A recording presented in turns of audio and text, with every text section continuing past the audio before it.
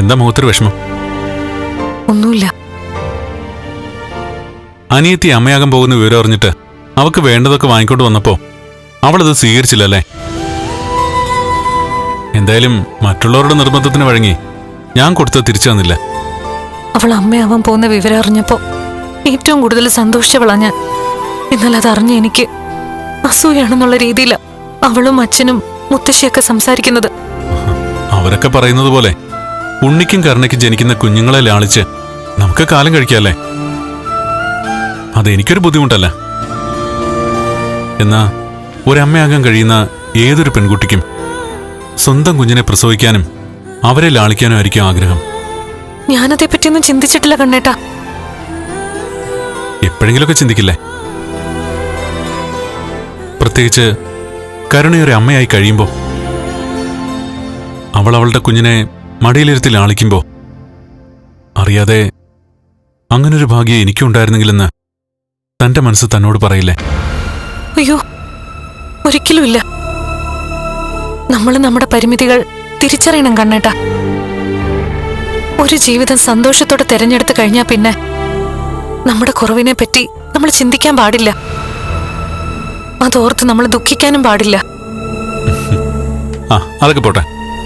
റിയാസും ജുബാനയും ജർമ്മനിയിൽ എത്തിയ ശേഷം നമ്മുടെ ആ ഫംഗ്ഷന്റെ ഫോട്ടോസും വീഡിയോസും ഒക്കെ ഒരുപാട് തവണ കണ്ടെന്നാ പറഞ്ഞത്. അത് അയച്ചു കൊടുത്തായിരുന്നല്ലേ? എല്ലാം ഒന്നും അയച്ചു കൊടുത്തില്ലല്ലോ. അതൊക്കെ കണ്ട ശേഷം അവരെന്താ പറഞ്ഞേ? ആദ്യം ചമ്മന്തിപ്പൊടിയും അച്ചാറും ഒക്കെ കൊടുത്തു വിട്ടതിനെ വിമർശിച്ചു. അയ്യോ, അത് കൊള്ളത്തില്ലേ? അത് ടേസ്റ്റ് ചെയ്തിട്ടല്ല വിമർശിച്ചത്. അനന്തവും ലേഖയും ഉടനെ ഇങ്ങോട്ട് വരുന്നുണ്ട്. ആണോ? തന്നെ പോലെ സുന്ദരിയായ പെൺകുട്ടി എന്റെ ജീവിതത്തിലേക്ക് കടന്നു വന്നത് അനന്തവിനേക്കാളും ലേഖയ്ക്ക അത്ഭുതമായിരിക്കുന്നേ. തന്റെ കാര്യങ്ങള് റിയാസും ജുബാനും പറഞ്ഞ ശേഷം ലേഖയ്ക്ക് തന്നെ കാണണമെന്ന് നിർബന്ധം. അതുകൊണ്ട് അവര് മിക്കവാറും അധികം വൈകാതെ ഇവിടേക്ക് എത്തും. ഇന്നത്തെ കാലത്ത് തന്നെ പോലെ ത്യാഗം ചെയ്യുന്ന പെൺകുട്ടികൾ ഉണ്ടാവുമെന്നൊക്കെയാ ലേഖ അവരോടൊക്കെ ചോദിച്ചെന്ന്. ഞാൻ ചെയ്ത ത്യാഗമല്ലെന്ന് ഞാൻ കണ്ണേട്ടനോട് പലതവണ പറഞ്ഞിട്ടില്ലേ? എന്നോട് താൻ ഇങ്ങനെയൊക്കെ പറഞ്ഞാലും കേൾക്കുന്നവർക്ക് അതൊരു ത്യാഗമായിട്ടേ തോന്നൂ. എല്ലാം മറന്ന് ജീവിക്കുന്നതിനിടയിലും ചില വാർത്തകൾ കേൾക്കുമ്പോൾ നമ്മുടെ പോരായ്മകൾ നമ്മളെ വേട്ടയാടും. മഹി, ലേഖയുടെ പറച്ചില് ഒരു നേരം പോക്കല്ല.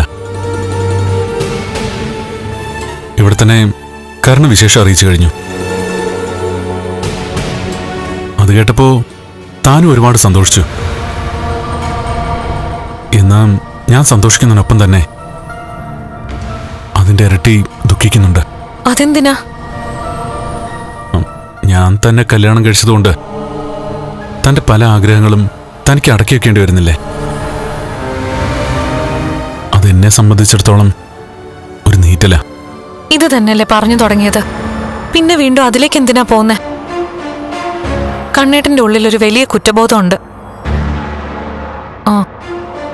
അതുകൊണ്ടാ ഇങ്ങനെയൊക്കെ ചിന്തിക്കുന്നെ.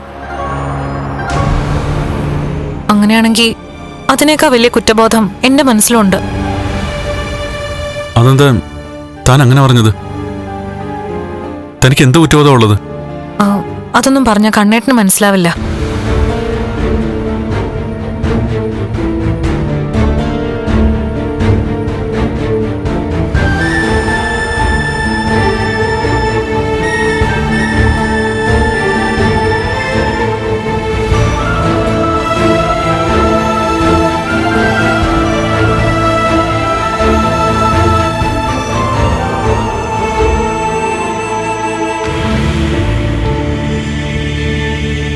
എന്താ മഹി?